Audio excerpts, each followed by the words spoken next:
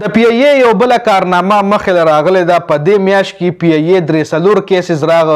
جهاز کې خرابتیا هم راغه د پایلټ غټ یو بلندر میسټیک پکې هم راغو اوس چې راکمه د پی ای نوې کیس مخې راغلی دی دا د پی ای د جهاز حواله سره نه دی د پایلټ حواله سره نه دی بلکې د پی ای چې کوم ایر هاستس وي د هغې حواله سره دی ایر هاستس یو ډېر غټ سمګلینګ کولو چې هغه گرفتار شوې ده څه سمګلینګ کولو د ایر هاستس نوم سو او آیا دا په فرست ټایم د سمګلینګ کولو کنه په دې باندې تفصیلا په دې ویډیو کې خبره کوو نو ویډیو خپل هم مکمل وګورئ او مخکې ملګرو سره ضرور شریکئ په دې میاشت کې تقریبا پی ای سره څلور غټې حادثې راغې په جاز کې ایمرجنسي لینډینګ هم راغو چې د جاز کارګو کې اور لګېدلی خو بیا جهاز راتلو پیشاور لوا په کراچي کې لینډینګ هغې شوی دی دا دوه کیسز شو اوس چې دا کم کیس شوی دی دا د سمګلینګ حوالې سره شوی دی چې دا پی ای ایر هاستس چې کومه وه چې د نادیا په نوم باندې وه نادیا 30 آیفون سمګل کولی چې هغه کوشش چې کم دی ناکامه شوی دی او نادیا 30 آیفونو سره گرفتار شوی دی جی دا آیفون چې کوم وی د دوبۍ نه لاهور ته راوړي چې په لاهور ایرپورټ باندې د تالاشۍ دوران په دې باندې شک راغلی دی یا سی ای ډي ورته میلاو شوی وه نو څه ټایم چې دې تلاشي شوي نو دې سره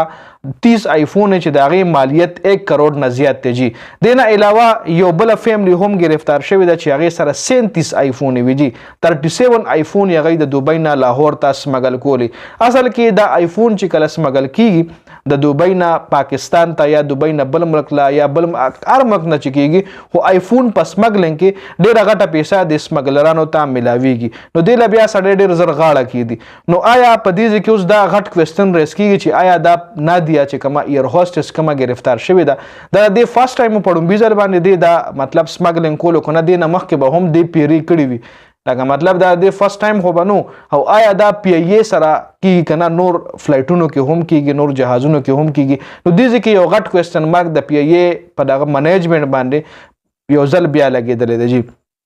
دې نه علاوه دا خبره هم راغلی دی چې پی ای چې کوم په هغې باندې هم ورځدو کې به بولي اکشن کیږي کیدای شي پی ای غیر ملکي شي د نور ملک مطلب نور خلک یې واخلي د هغې منیجمنټ به بیا ټولرس د نورو لاسو کې وي او د پنجاب حکومت د پی ای خرڅولو یو قسم لا کوشش روان کړی دی آیا حقیقت پکې شته که نه دا به راتلونکي ټایم کې پته لګي خو دا خبرونه یا ریومرز دي یا پکې ریالټي شته دی خو دا بریکینګ نیوز راغلی دی چې پی ای ډېر زر خرڅېدو والا دی بل د پی ای